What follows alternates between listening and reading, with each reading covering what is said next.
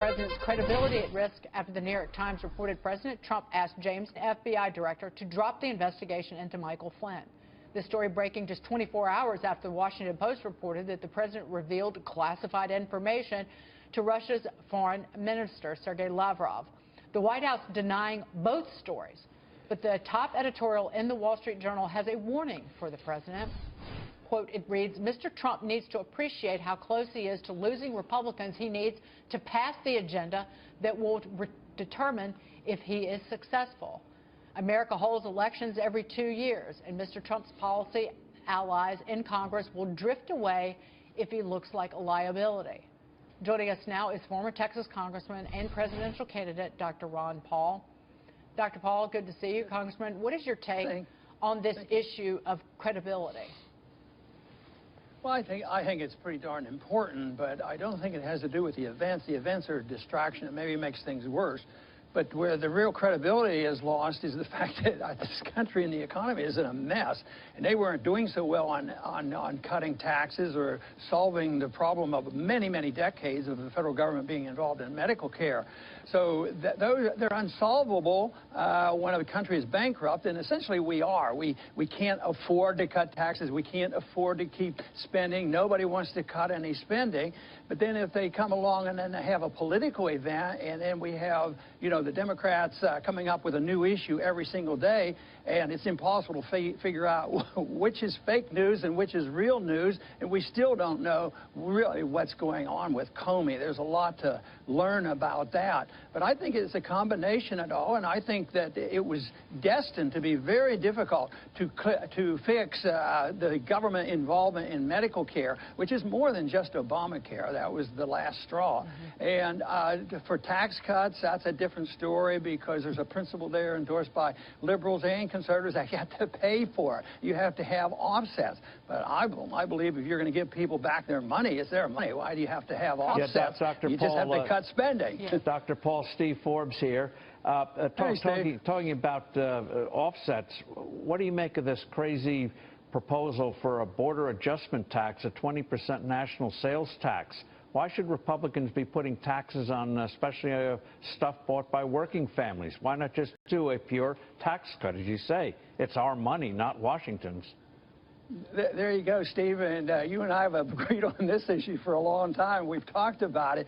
But no, this border tax, I used to think when you tax things at the border has something to do with tariffs, and tariffs were bad, and all economists were opposed to this. Then all of a sudden they've gotten, the IMF and others to go along with some of the suggestions Trump has made on this. Now, that would only make things much, much worse. That's just gimmickry. The freer the markets and the freer the trade, the less foreign policy problems that we have. And now we're drifting away to more protectionism and, of course, more buildups, military buildups. Just think of the weapons being promised to the Middle East right now. In the next 10 years, we may have promised $300 billion worth of weapons to Saudi Arabia and these other countries. Dr. Paul, you have been involved in healthcare, obviously, your whole professional life. In terms of things Republicans might do, what about requiring hospitals and clinics to actually post prices for their services so we start to get a consumer market? Any prospects of that, do you think? Yeah, well, I don't know, but I never liked the word require, but I think that is the case. There's a private hospital in Oklahoma City. They went private. Surgery Center of Oklahoma. Yeah, and they list their prices because they want to know, and people pay cash, and it's still cheaper than going through the regular system. So, yes, that's what would happen.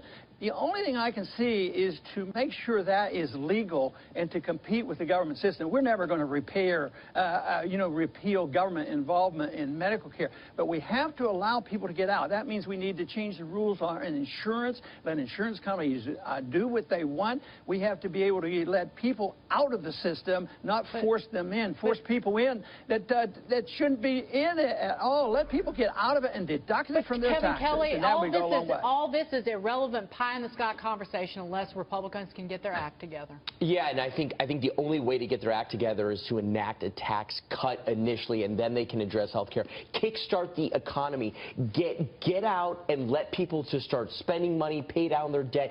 let it grow and start with that policy and then start to trickle out wins. And he promised them, and that's not happening. And just getting back to the health care, Dr. Paul brought it up. Health care accounts for 17% of our GDP right now, and it's growing. We got to address this problem head on and immediately. Yeah, and you know, it all comes back to also, you know, what is driving this conversation? So much of it is public opinion.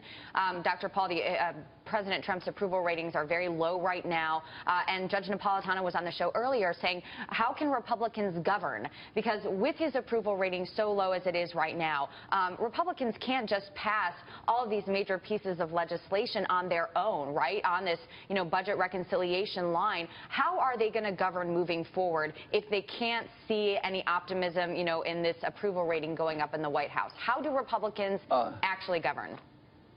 Well, a great deal of difficulty, and they're not going to be able to do it. Right now, I think the person that gets the most attention, who seems to be driving politics, is Chuck Schumer. Here, the Republicans have the House and the Senate and the presidency, and Chuck Schumer, you know, runs the show. But of course, he does have the, you know, the major media outlets that, you know, provide him the sounding board. But that's where the real problem is. But we also have a structural problem. I'm all for the tax cuts. Cut taxes, cut taxes, cut taxes. And it would be helpful. It would stimulate. But it still doesn't solve the problem of what happens when you have a monopoly control of interest rates and the monetary system, and you get malinvestment and facilitate deficits. That is structural, and deficits do have a consequence. And liberalism has taught, oh, well, you know, the deficits don't matter. The government's there. They'll pay for it, and the Fed can buy the debt. We need to address that, because that provides the ability for government to continue to spend. But still, I think we could get a reprieve, so we could work on those other issues, like regulations, by getting the tax cut out there. That would be beneficial. But that is a job in itself. It looks like there'll be political punishment for Trump because he's not, you know, cooperating the way the opposition wants him to do. Right. So I think it's going to be very difficult. Dr. Paul, I can't let you go without asking a question, even though it sounds exotic. Are we ever going to get our gold standard? You and I have been fighting this battle for years. Yeah, yes. Unfortunately, after a major crisis, because history shows when the system falls apart, they have to resort to going back to gold. But, Steve, I'm already on my gold standard. I put my reserves in gold, and then I do my other things. But my safety net has always been in gold ever since 1971. As soon as Bretton Woods broke down, I knew what would be going to happen. It was $35 an ounce. And now, of course, it's looking pretty good again, and it's up today. Guess what?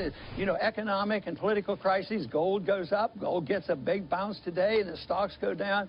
So there is a gold standard out there, not the kind you and I might want, but there's a gold standard out there because you and I can buy gold once again, where up until 1975, it was illegal. You know, from Roosevelt on, it was illegal. So that was an improvement, but we still have a long way to go to get a standard of money that prevents the government from spending and running up deficits.